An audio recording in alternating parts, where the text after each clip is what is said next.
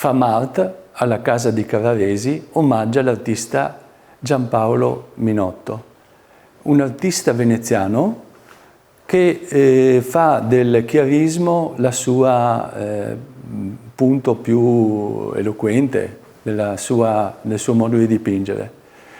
Da dove parte Giampaolo Minotto?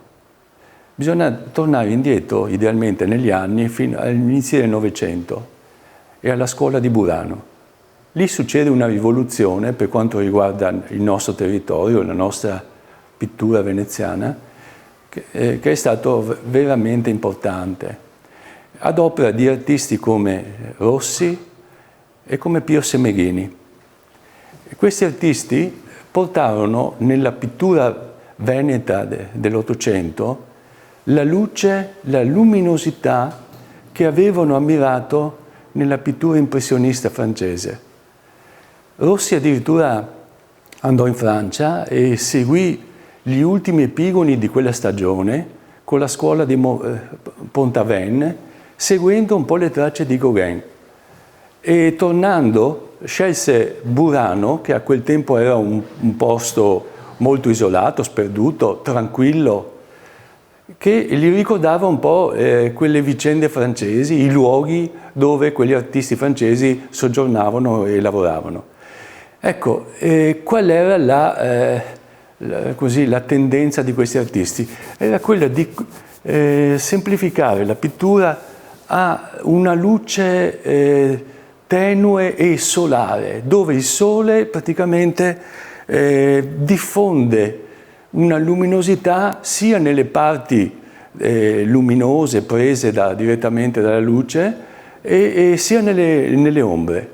Le ombre che si colorano, diventano azzurre, come vedete per esempio in questo quadro qua, dove ci sono le ombre delle macchie che in qualche maniera non sono sviluppate con i colori scuri dell'ombra come tutta la pittura fino a quel momento dell'Ottocento faceva, ma schiarendo e utilizzando il contrasto del caldo e freddo piuttosto del chiaroscuro.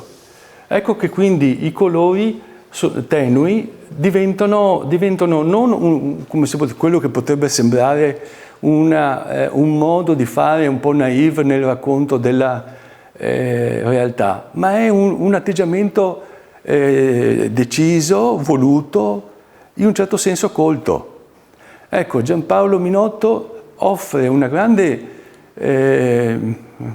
così copiosa serie di paesaggi, alternando paesaggi marini a paesaggi di montagna, mantenendo sempre costante questa guida che penso che avrà conosciuto anche lui stesso, artisti che poi negli anni 30 hanno fatto grande Venezia, la scuola di Capesaro, come Carlo Dalla Zorza e tanti altri che in qualche maniera hanno continuato quell'esperienza di Burano. Giampaolo Minotto, un artista veneziano con un'anima storica, antica, molto importante.